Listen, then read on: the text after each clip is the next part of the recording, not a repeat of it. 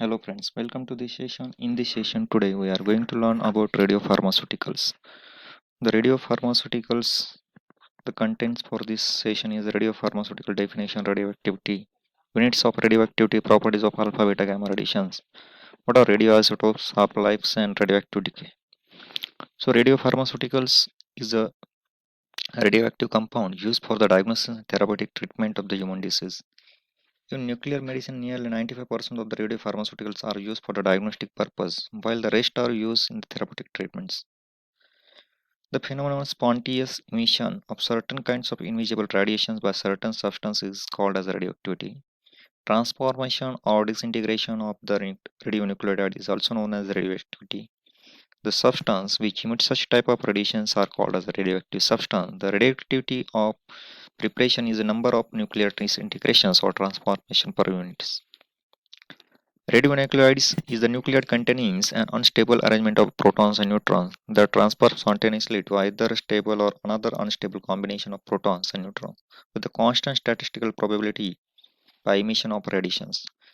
These are said to be radioactive and called as radionuclides.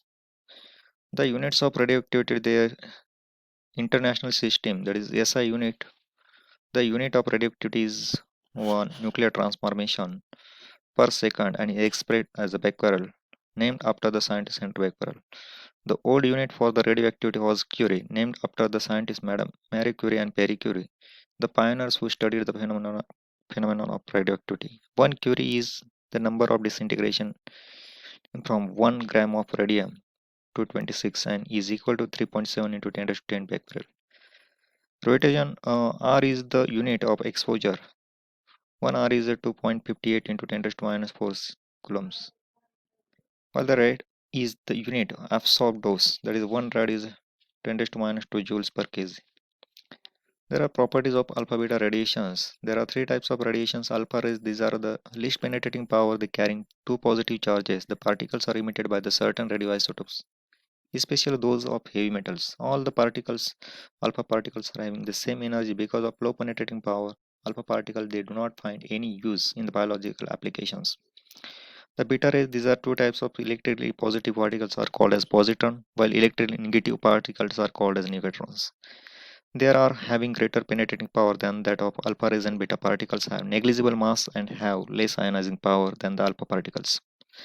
Gamma rays, these are having more penetrating power than the alpha and beta rays. They have no mass or charge. The penetrating power of the gamma radiation has been found to be depend on the atomic weight of the absorbent and wavelength of radiations. The very first of all, properties of alpha rays.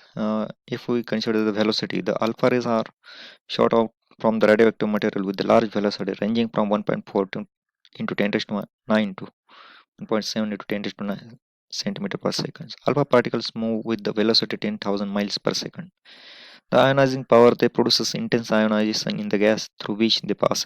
Their ionizing power is 100 times greater than that of the beta rays, 10,000 times greater than that of gamma rays. Penetration alpha particles have the shortest penetration power among three radioactive radiations. Their penetration power is inversely proportional to their ionizing power. Fluorescence alpha is emitted by the radioactive material produces the fluorescence, that is also known as luminescence. When an alpha particle is emitted, a fluorescent screen, a tiny flash of light which is called as scintillation. Each individual scintillations can be absorbed with the help of an apparatus called as a spectroscope, which is a low power microscope. There are alpha rays are scattered when they pass through thin sheets of the mica in gold foil.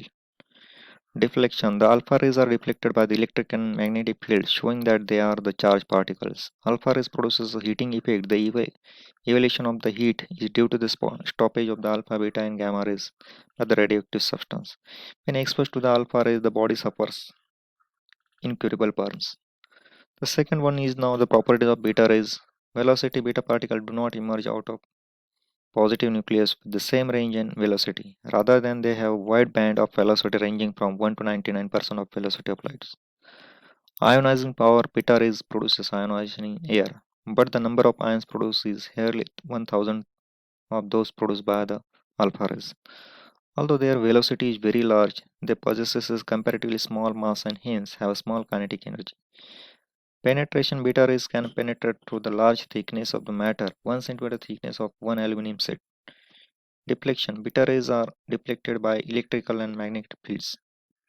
Their direction of deflection shows that there are negatively charged particles. Fluorescence beta rays produces fluorescence in a barium, platinocyanide, calcium, tungsten, etc. They are readily scattered when passes through matter because of their extremely small mass. They affect the photographic plates more strongly than the alpha particles. Now look at the properties of gamma rays. Gamma rays velocity gamma rays possesses the same velocity as that of light, that is 3 into 10 to 10 centimeter per second.